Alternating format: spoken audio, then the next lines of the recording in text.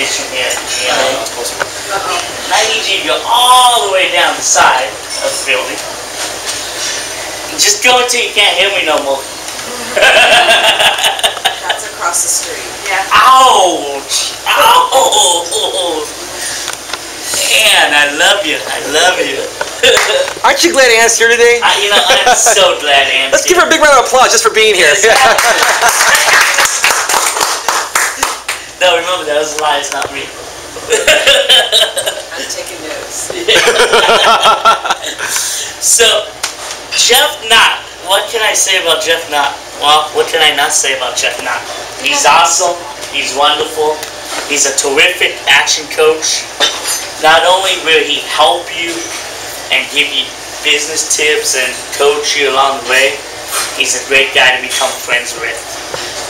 He is an action coach. He does have, believe it or not, he does have a daughter that is more famous than he is. And his daughter, I don't know if he's going to talk about it or not, but his daughter was actually in the Olympics as a swimmer and did pretty well, if I remember correctly. And was in an Aflac commercial. Very good. Yeah. Aflac. We all like Aflac, right, Elias? Absolutely. I need to order that duck from Patsy. Exactly. I just learned that today. Exactly. I think Elias put a hit out on that.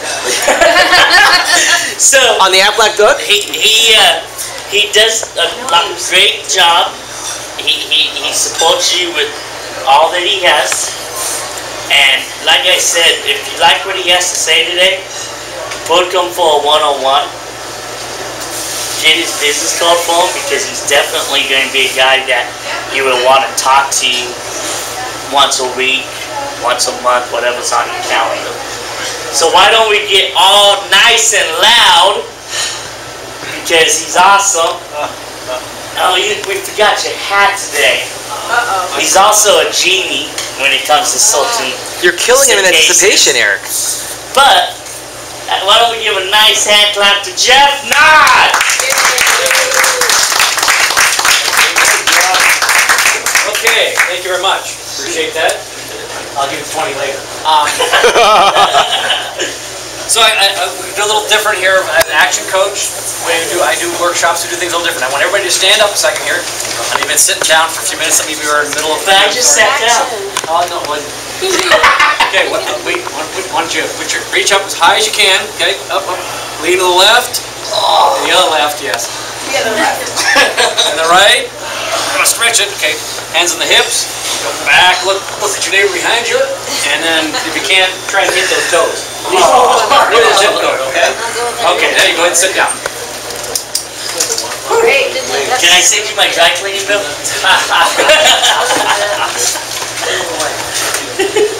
Okay, today we're going to talk about 11 ways to double your customer base in 4 weeks. This is, it's a 90-minute presentation. Troy, I got 90 minutes. Did you say that? No problem. Yeah. No problem. How much time do I get now?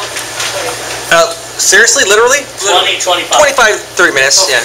So, actually, this is a shortened version of a program that I have actually do a 90-minute workshop. So I'm going to talk quickly and run through a bunch of information very rapidly. Now, they say that people can listen faster, can listen faster than most people can speak. But I speak faster than most people can listen, so if I go too fast, slow me down just a little bit. Okay? So, get right into it here. So, for the next 30 minutes, can I ask you a favor? Can I be your coach? Yes. Yes. Okay. So I'm going to coach you through this as if you are my client, and we're going to tell you how you can improve your business. So, talk about some change here. Today you're going to talk about some ideas that you might say, well, that's weird. I've never heard of that. That won't work for me.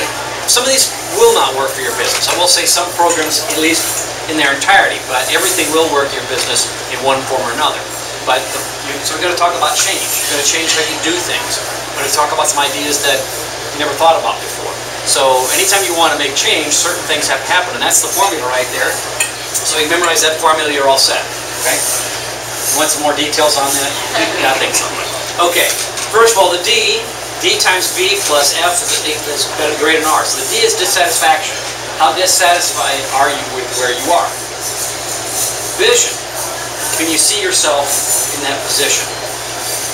And first steps, how do you get there? And also resistance. What's keeping you from going out and making that plan work? So most business owners, how many business owners are really dissatisfied where they are? But maybe they're super dissatisfied, but they don't have a vision of where their business could be. Or they also don't know how the first steps. Or maybe the resistance. Oh, they keep telling themselves all the wrong things. There's other resistance that keeps them from moving ahead in their business. You can apply this same thing to anything. If you want to lose weight, you want to go on a trip, some people say, oh yeah, I'd love to go to some place. Like I love to go to Europe and tour Europe. But I don't see myself doing it because I don't know how to get the money, and I'm resistant to my thinking process doesn't want me to do that. That's a very, very light example, but think about how what you have to do, reduce the resistance, makes it much easier to work the other part of the formula. If you have low dissatisfaction but high vision, let's say dissatisfaction is 1 and high vision is 10 or 20, but you have no first steps and resistance 50, you get the idea. So think about that. I'm going to go through this quickly. So, you get most out of your time today, you got to be open to learn new things. So just talk about change. So, one of the things, what do you do, what is a kid, you talk to a teenager and you say, you know, you shouldn't do that or whatever, and they say what? I know. Okay?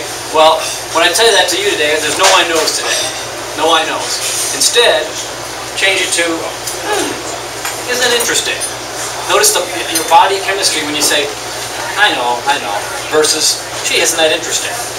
So, open-minded. You know the idea they say about your brain, right? Your brain is like a parachute, works best when it's open. Okay, 2 sides of marketing. Now this is something that, I'm going to tell you something different. One of the first changes right here. Whatever the business you think you're in today, whether you're doing marketing and branding, you're selling seminars, or insurance services, or whatever you might think you're doing for a living, that is not your first goal. Your first goal is to buy customers. Because if you don't buy customers, you can't do what you do. So we're going to talk about the acquisition cost of your business. If you invested $300 in advertising, got 10 customers, of course you get, cost you $30 per customer.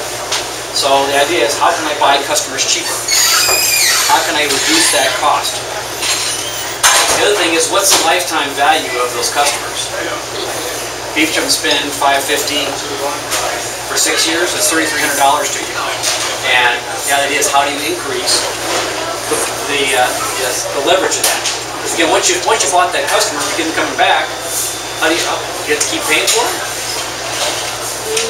Well, you think about it, you do have to do things to maintain your clientele. You got to send them thank you letters, you got to send them Christmas cards, all the marketing you have to do to keep that relationship, and it's a lot less expensive to keep a customer than to buy a new one. And before you do any campaign, whether we're talking about the 11 ways, you're talking about marketing, or even planning your business, you got to understand who is your target audience. You understand exactly who it is.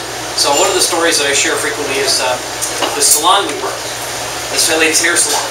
It's called Curl Up and Die.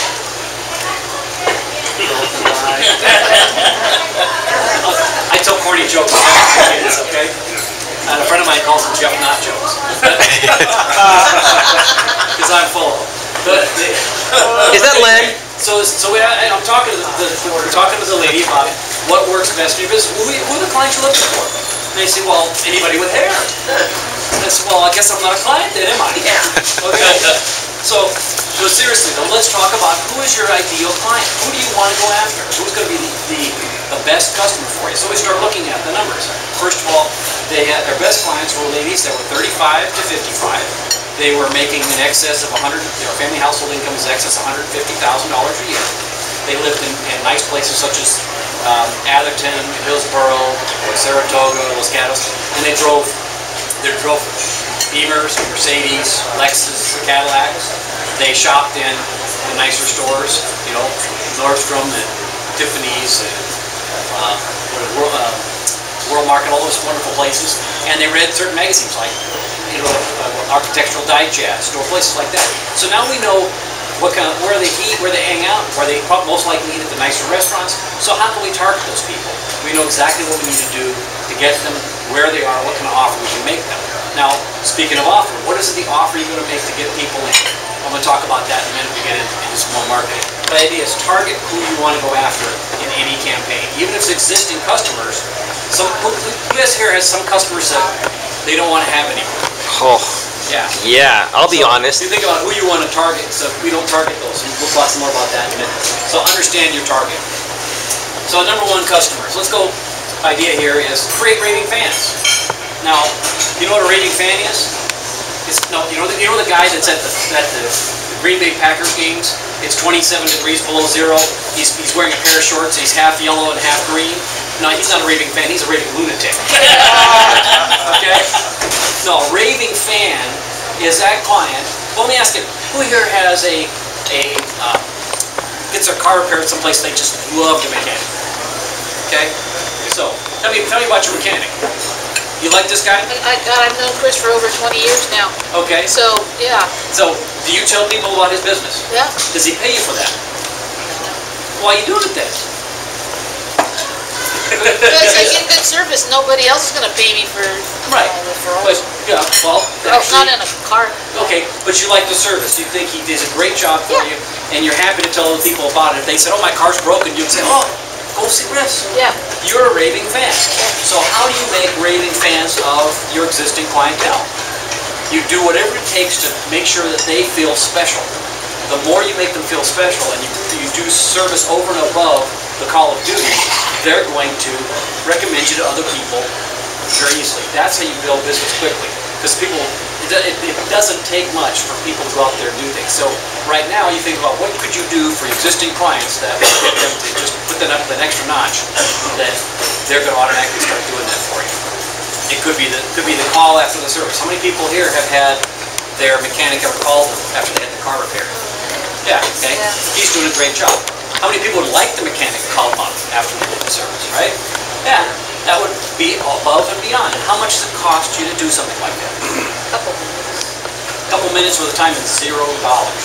Even if you had to hire, some college kid to do that for you, just call up and say, hi, you had your car repaired at Chris's garage yesterday. I'm just calling on behalf of Chris to see if everything's okay. And they said, yes, it is. You say, thank you very much. Or if there's a problem, let me handle it for you. I'll have Chris call you handle it. Simple. People will go goggle over that. So think about how you can make raving fans out of your existing clients. Number two, direct mail. Now, see that's your mailbox? That mailbox is what it looked like in November, December, right? And it was all full of junk mail, all this stuff, everybody's everything. Now today, it's not quite as full, but everything's bills instead of advertisements, right? Yeah. But how many people think direct mail doesn't work? Oh, very good. Oh, you don't think direct mail works? Okay. For some businesses, maybe not. But why does it keep working? Why do people spend thousands of dollars on direct mail? Because it works. The question is, how does it work for you or doesn't work for you? Maybe your offer isn't right. So let's go back to that hair salon. What kind of offer would get you, you go to the same salon for a long time? Okay, for years and years, right? Love the people, they take good care of you. Yes. Now, if I offered you $10 off a haircut to come to my salon, would you do that? Okay, $20? Getting there. Getting there, right? What if I offered you a free haircut? I might try it out. You might try it out, right? I've got to get you out of your seat to come from someplace else you've been doing business with and dealing with people on a regular basis to try something different. If the offer isn't good enough, I'm going to spend thousands of dollars on advertising, and again, you talk about a $10, $20 discount on most offers, it's nothing. Lifetime value of that client. You're going to go, how often do you get your haircut?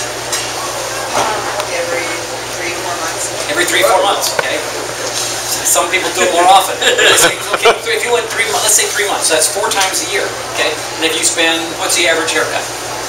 45. 45, so let's say $50. That's $200 a year. Now, what would it cost me to give you a free haircut? If I charge you $50 on average, I give you a free haircut, $50 plus the small marketing fee it might cost me to get you there.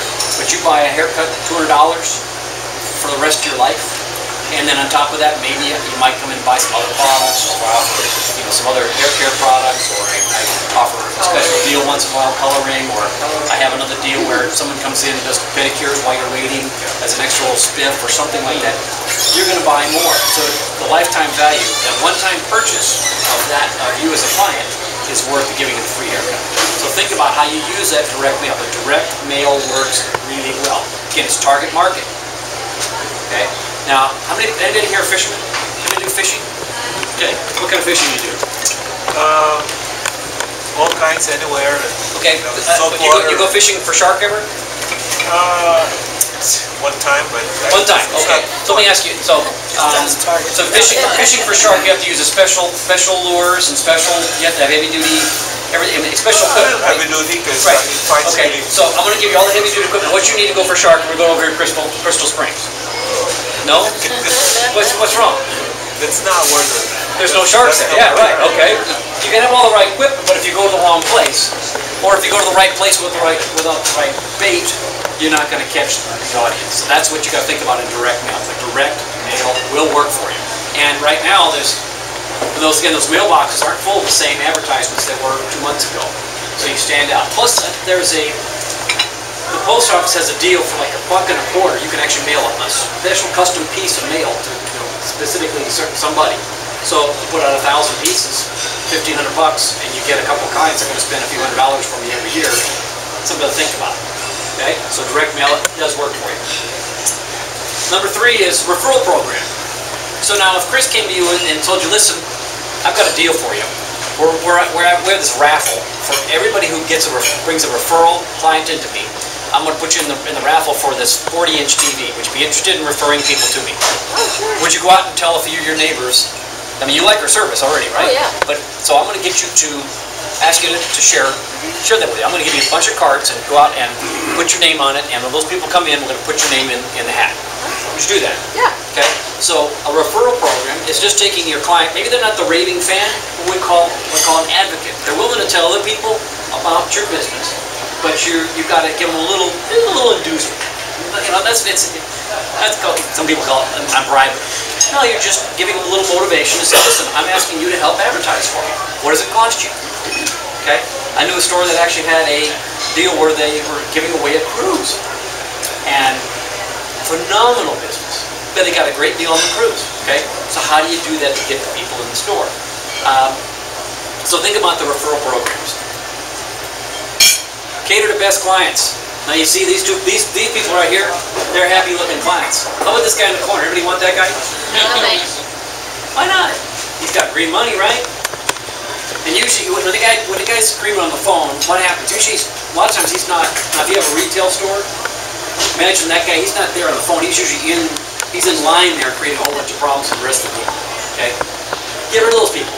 We have this thing called cater to the A and B clients, fire the C and D clients. In fact, I had a friend of mine was running a repair shop, and he said he was a service manager running this thing, and he had a couple people in line. The guy at the head of the line is grinding about, asking everything about, what about this, and what about this, I didn't know about this. Everything was authorized, but the guy was just complaining about the job right off the bat. And finally, one of the other customers was tired of this and said, listen, buddy, pay your GD bill and get out of here and don't ever come back. I like these people, and I want them to spend more time with me fixing my car. Really, so... I totally agree with what you just said. I've gone toe-to-toe with Eric on this before. Eric, how about you share your thoughts with us and go toe-to-toe with Jeff on this? Because I want to do that on another time. No. I'd like to hear your opinion here. It's important. Well, we'll do that. We got to go through this. But the idea is, there's those people. This guy takes up all of your time. He calls up, and how do you feel after you get off the phone with that guy? Are you going to give the best service to the rest of your clients? You're going to feel down, and even though you want to take care of people, that guy has enough about pain, and they take up, And usually, what does the guy want? He probably got in there and said, "Well, can you give me a discount? How come it's not done faster?" Okay, those people you don't want. Get rid of those people and cater to the people that are already in your business that are good and happy to do business with you. Okay. Number 5, strategic partners. Okay, who else in your circle of partners, power partners, that you don't compete with each other for business, but you have the same clientele? There's a story that the founder of our company, Brad Sugars, he had a clothing boutique, and right across the street was another salon. And he liked what he saw the clients going to the salon. They were great clients. He thought, I'd like to get more of those people in my salon. He had a deal on kimonos. Got bought them for $10. And so I bought a boatload of these things, went across the street to the owner of the salon and said, listen, I've got a great deal for you. Not going to cost cost you anything, but I want to market to your clients. And what I like to do is I like to offer every one of your clients a free kimono. I will send the postcards out. You just have to give me the addresses of everybody. I will send it out. They come up to me, and on the postcard will say, "Thank you for being a good client of Curl Up and Die. And we're going to give you a free kimono as a great customer." So, I want this card. the thing is, what happened? 80% of the ladies came in and got their free kimono. But how many of you think bought something else? Yep. The average sale he made was $90. Wow. And what's a markup on clothing? Pretty good, right? But not only did he make sure that he gave them good service when they came in, so they came back more often, but now how did all those ladies, even the ladies that didn't get the free kimono, feel about the hair salon? Much better. So it was a good mutual marketing. And you think the hair salon would be willing to put specials and business cards from the boutique across the street? Of course. So think about who you can work with that's a good partner that would help you to leverage your relationships and how you can use each other. Okay? TV, radio, newspaper. How many people think this is beyond their reach? No, very good. There's lots of different ways to leverage that. What kind of activities do you do that could be published? Publicity, such as, can you work for Habitat for Humanity? People do that. They wear T-shirts and they go out and, we're a group that work for this XYZ company. It's PR, but there's still a lot of companies do a lot of service work. Why not have your name out there? What about PR notices? Let's say you open up a new location. You've got a store you're opening up very soon. That should be all over the newspapers as far as PR. You can do a free press report in the newspapers if they have space in the paper.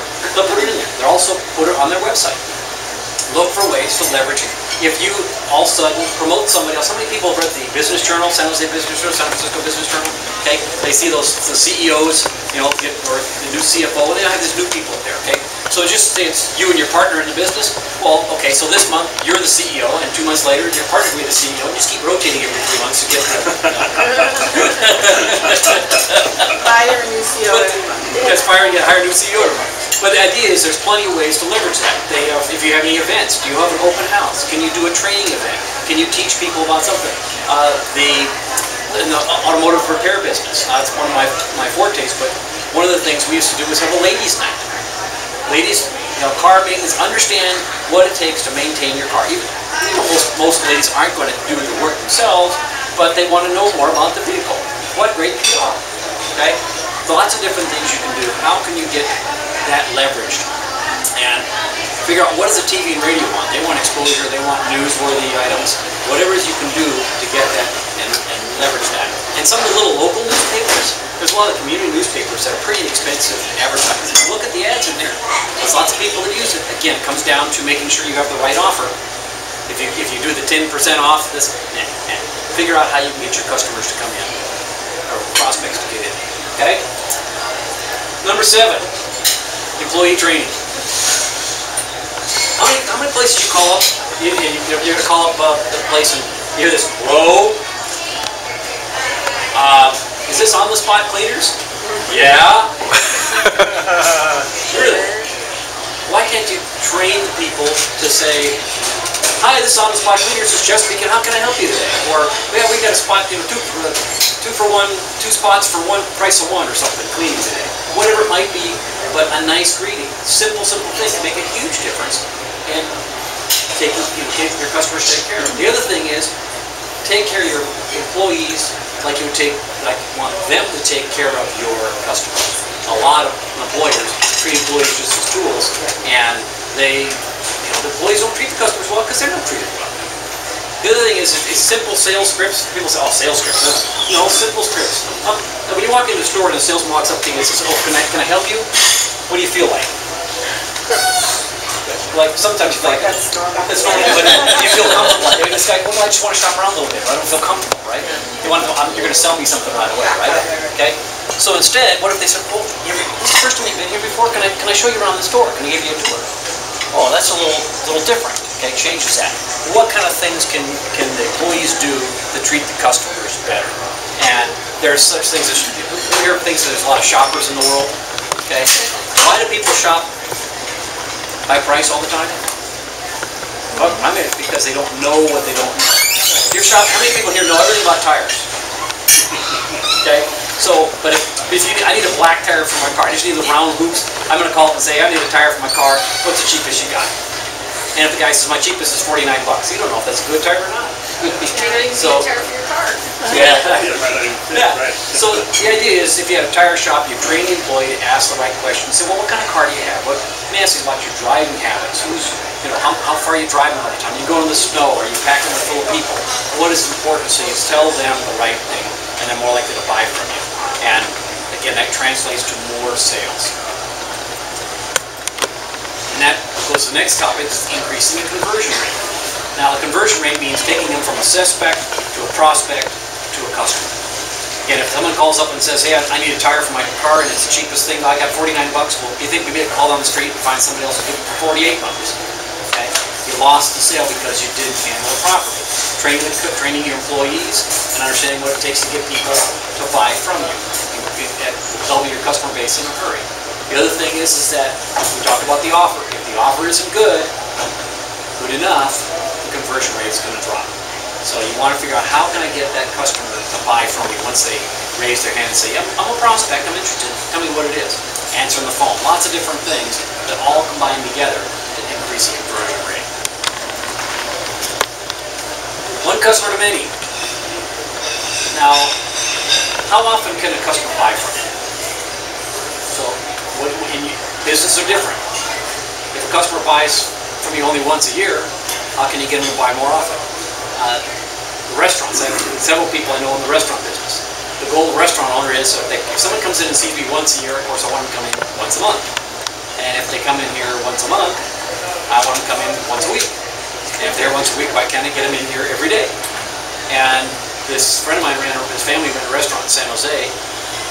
They did that for years. They had people coming in there 2 and 3 times a day. It was amazing, fabulous. But they ran a great food, great service, family operated place. But think about, how many times can you get somebody to buy from you? Instead of bringing in more customers, it's easier to sell who you already have. Get them to buy more often. And so and understand, what can I do with that? Such as, okay, what does McDonald's say when you walk into the store? You buy a hamburger, what do they ask you? Like fries with that. What fries with that? Well, they've changed that now. Because the economy is so tough, they say, well, can you afford fries with that? That, or they force you to say, do you want apples with that? Yeah, right. They changed that in some places, yes. But the idea is, what else can you, not only can you get them to come back more often, but what additional sales can you make? So instead of trying to sell 10 customers, why not sell 5 customers what they need? Simple thing, you can tell people more about what you service. Now, you sell more than just Aflac, right? Yeah. What else do you sell? Full medical, dental, vision, life. Okay, so if I didn't know that, though, if you didn't offer to tell me that, I might buy it from somebody else. Okay, so telling your customers what you have to offer, such as there was a printer I knew that he actually made a sheet up and it's on the top. Gee, I didn't know you did that, and had a whole list of all the different things he did other than just printing business cards and printing flyers. He talked about banners and blah blah blah blah blah, car wraps and all the rest of that. And his guys say, what parents, his customers would say is, oh, gee, I didn't know you did that. So that's how he made it back. So think about how you can get people to buy more often or more from you at one time. It's just leveraging your time. Again, reducing that cost of acquisition and increasing the value of what they're doing to buy more from you. Number 10 is go online. This seminar 2 weeks ago with 45 people in the room, maybe 15-20% of people were online. Wow. Okay? You got to be online. I don't care what it is. Somehow, you don't have to have a fancy website, but you got to do something to get online. Well, how many people here? What's PPC advertising? PPC advertising. Pay per click advertising. Okay. Yeah. You can actually, if you want to have greater ranking in Google, you can actually pay for your clicks. The idea is, well, how many people here? How many have used the Yellow Pages in the last 30 days? Oh, 3 people. That's better than, I had 45 people, 1 person raised his hand. Nothing wrong with Yellow Pages. I use them infrequently for different reasons. Mostly if I just want to look at a quick list of everybody in a certain category. But most of the time, people are not using the Yellow Pages anymore. Sorry, the Yellow Pages they're destined for dustbin in the future. tough. So sure. But they're working hard to reinvent themselves, but they're just not the place people are going to a lot of times. So if you want to get found, you have to be someplace on the internet, and you should be in multiple places and manage that as much as possible. Otherwise, you can't just. There's too many people looking for you. Even people that are old guys like me. So, increase visibility. When your car breaks and you don't have a regular shop, who do you look for? The first person that comes up on the website, searching, or it comes to mind, who's the name that comes in front of you? If you have a clientele, existing clientele, or even prospects, and you gave them a pen or a pencil or a sticky note or something, those little cheapy, the tchotchke stuff that people pass out, you gotta be in front of people. So the more you do something simple, and it's not that expensive to put out little things. A friend of mine gets a huge amount of business off Post-it notes. 25 cents for a little pad of Post-it notes. Cheap advertising, and it's all over the place. People are sticking to places, and it's that mental image. Who knows what's the #1 recognized logo in the world? Coca-Cola. Coca-Cola? No, you're close. Nope. AT&T? Shell Pectin. You know the sign, the Shell sign? Anywhere in the world you put that up, it sounds funny, but that pectin is worth billions of dollars. Shell has letters that you put that Zimbabwe, Russia, I mean there's places everybody has seen that. It is the #1 logo in the world. Sounds funny, but it is. It's right off the bat. So that's because it's everywhere. It's plastered everywhere. You see it on the roadside, you see it everywhere. So just think about how you can. What's that? Just watch the Amazing Race. Yeah. Because they have to pull in the gas stations all the time. Just on Kate or Shell in Oman. Yeah, it's huge. It's huge. So think about what little cheapy little things you can do, and you also don't put something super cheap that people throw away. I got a pen from some guy that lasted about 30 minutes. You know? Yeah, not good. But something, it doesn't have to be expensive, but think about something that they're more likely to hang on to and use on a regular basis. #12 bonus, friends and family. People, I don't want to approach my family. Well, if you're heading into business, you're in. Why not? Nothing. If they don't be a client, can you refer me to somebody else? Who best to do business with? A friend of mine is actually, talk about his uncle. He wanted to get some, his uncle had a repair shop, and he said, hey, why don't you give me a cheap deal? Well, hey, I'm your uncle. Why not give the money to me instead of your friends or somebody else you know? Give it to me. Ask family for the business. Ask friends for the business, or ask them for the referrals. They want you to succeed as everybody else does. If they don't, then find new family, new friends. Sorry. Good idea to think about it, okay? Who can you leverage it? And again, people like to do business with people they like. That's right. Right? Okay. So, now that you've done all these steps, now what? Follow up. Ooh, huge. Follow up. You put on a campaign, you do different things, find out if people are getting it. Hey, did you get my flyer? Did you get my email? Do whatever it takes. Follow up with the people and people you put in the pipeline. That if I've got clients that are already on my list and I haven't talked to them forever, follow up with them. Very important. You have to track the process and keep up with the people that you're getting touching with. Oops. Excuse me. Come on. Get it over here. Go to previous.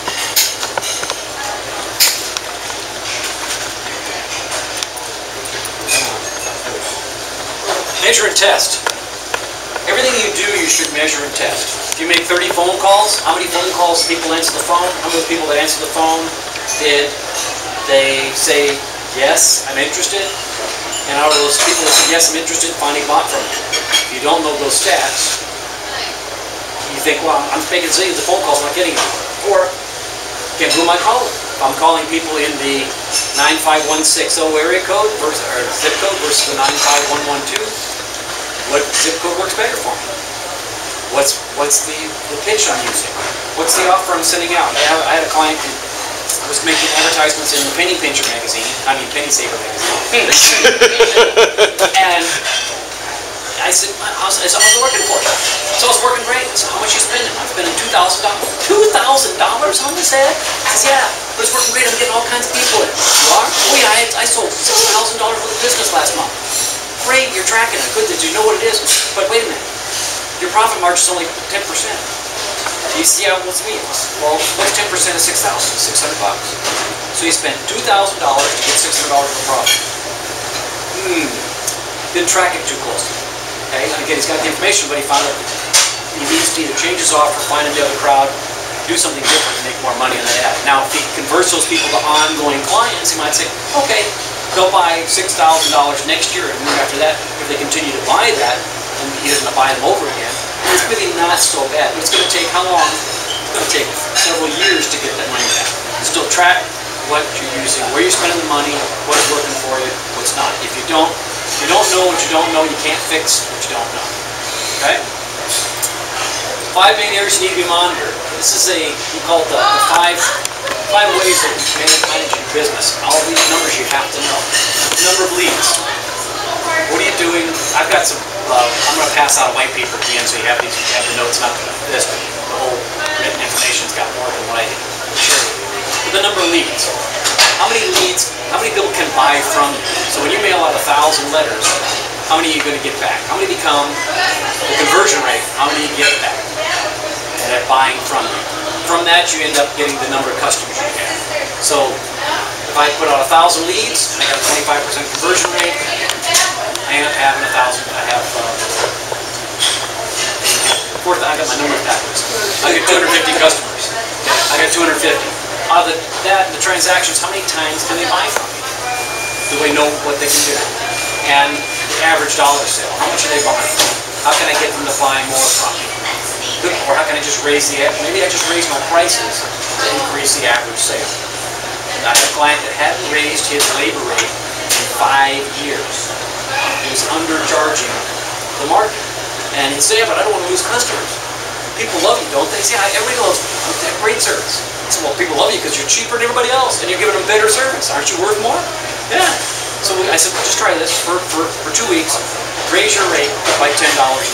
Everybody else in the area is already 110, 120. Why don't you raise yours from 89 to 99? 2 weeks, nobody complained. Nobody even talked about it. I said, it's time to go to 109. We went to 109. He's been 109 now for 6 months.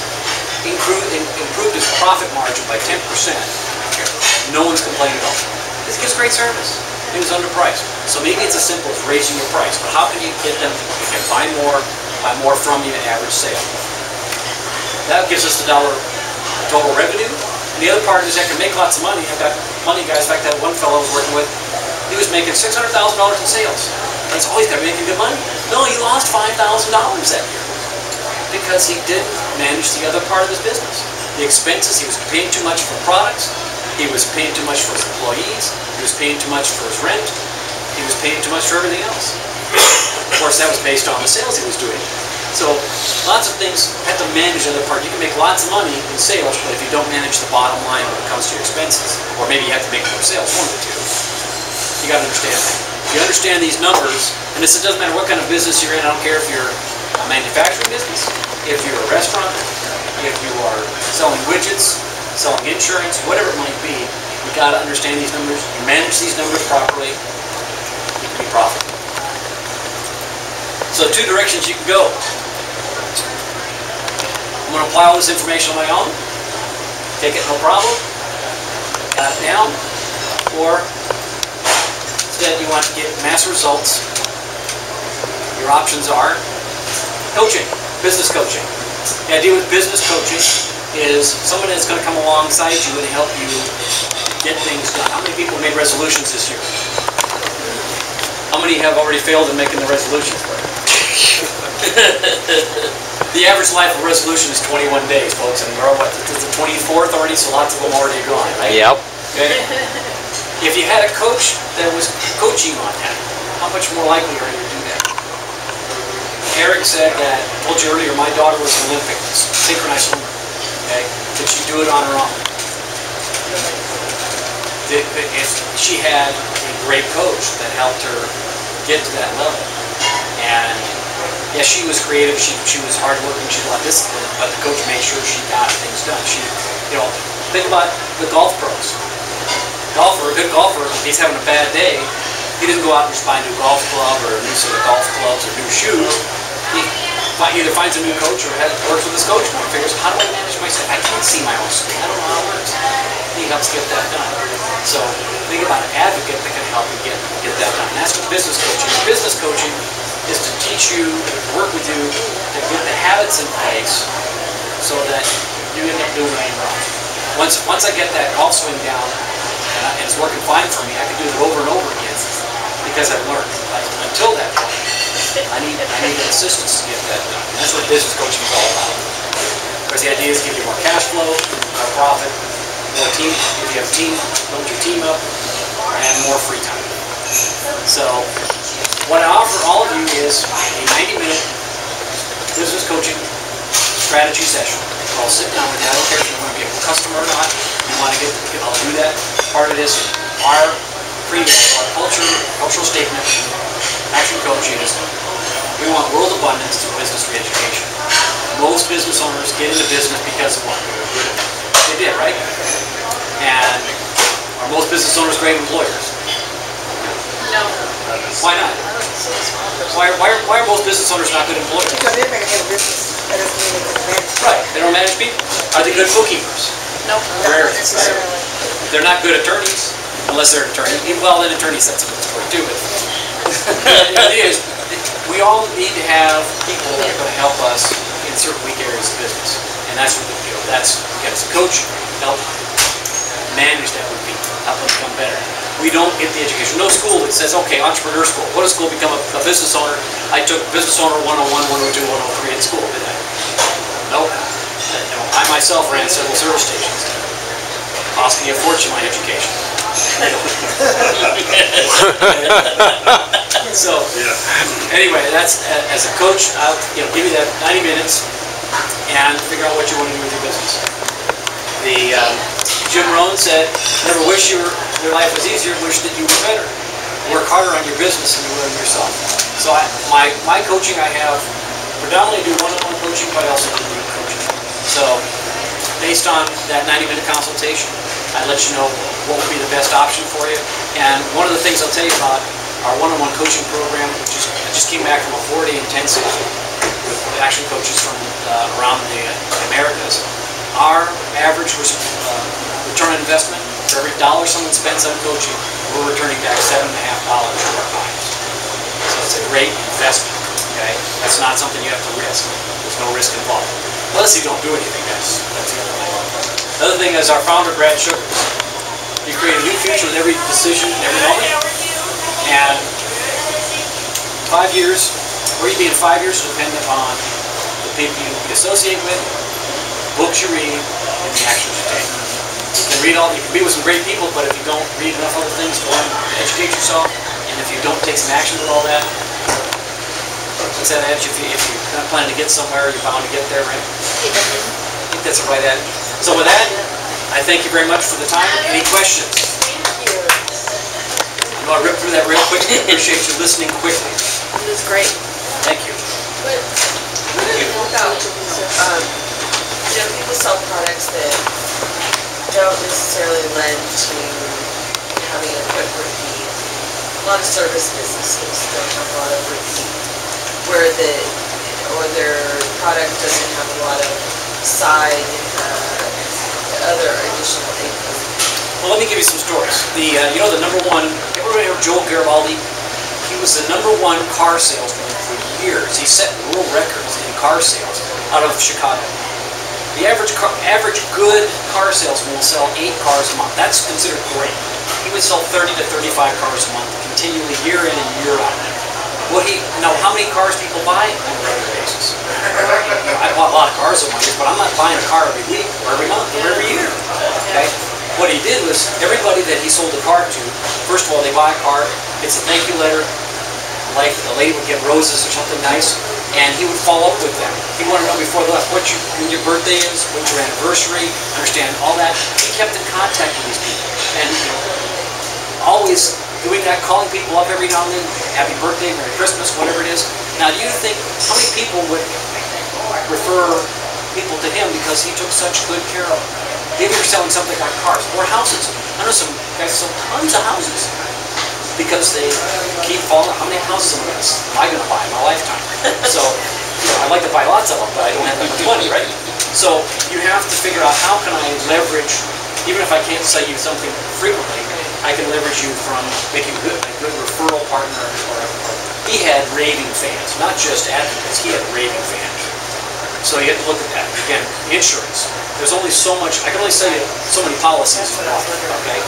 So I just have to leverage that, figure out, but also I have to look, maybe there are other things that I am not doing where I can add to my mix. If you're a retail store, how many retail stores you see, they start putting other things on the shelf. Sometimes they go overboard. They got too much stuff. But still, there's a lot of things you can add to your mix to keep people from going someplace else.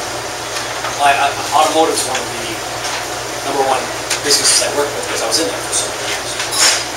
I tell people, well, okay, if you're not a transmission rebuild shop, what do? Send them down to the transmission shop down the street that does car repairs and everything else as well? No. What you do is you take care of the customer there and say, listen, I'll get your transmission fixed here. We don't do it here, but I have a contract with the guy on the street. I'll handle everything. You don't have to go back and forth. We'll take care of it here for it. If there's any warranty problems, you come see me. And so you make a couple bucks for doing that, and you keep the customer in-house. Because what's the opportunity that they start going someplace else? You know, and naturally, you might say, oh, you go to the transmission shop down the street, well, you guys do car repair also? Well, maybe I should start coming here instead. It could be a simple thing. That's another thing. Why do most people leave their place of business? They've been doing business for a long time. Everybody here left a place and been doing business for a long time and they just started going someplace else? Why did you leave? Find a better one. Better one? Why was it? Better service. Better service, okay. So that's one of them. They didn't seem to care. Didn't seem to care. Most people... I used to get a lot of work done at the road. Right. And I went there, I was running for 20 years. And I really burned out some tires because I was on the road. Right. You know, with the business I had. And when I went there, it was a new employee there. And he was disrespectful to me because I was a woman. And I didn't know anything about cars as far as concerned. I didn't know what I did. Talked down to me. I checked him on it, and he got very aggressive. I never went back. Yeah. I filed a complaint. I never heard anything from the company. I never went back. Yeah, and I badmouthed them all over. Right, right. Well, you'll badmouth more people than you would tell people about good things. Just it's a natural thing. So they should, at least, if nothing else, the guy should have called you up and apologized for it. Even if you never went back, at least if you apologize, say, well, I appreciate it, but I'm going to go someplace else from here on out. You wouldn't say anything bad It about was it. cultural for the people of the country. Yeah. You had a man on there that was angry, and there was an issue about whether or not you should get rid of him, but I would never get rid of him. I would want to satisfy him. I would take him to the side, away from disruption, and I would try to satisfy that person. I would really go backwards, because an unsatisfied customer can destroy years of goodwill. Of course. So I'm going to knock myself out to try to get a person out. And I appreciate your attitude. And I have been the same way. I used to sell software in the automotive vertical, and I would do anything to keep my customer happy. I said, just if nothing else, please go away and not go away mad. But the thing is, there are some people, and there were people that I used to fire customers when I had my own service stations, because it didn't matter. In fact, there was a cartoon I saw years ago that reminds me of this. It shows this window and it says complaints, and there's a guy behind the counter from the company, and there's a lady in front of him, and this lady, this is a cartoon, and she's just like this, and he says, okay ma'am, how do we do this? We'll double your money back, we'll give you another one for free, and we'll take the manager out and shoot him. Would that make you happy? And I had customers, no, that didn't make you happy. I literally had one guy in my business that came back and complained about something. It was a bad situation, but I finally told him, I said, sir, if you come back on my business again, I'll have you arrested for trespassing, because I told you, I no longer want your business. I gave you your money back. I said, really, please. There are hundreds of other businesses to go see. I don't need your business.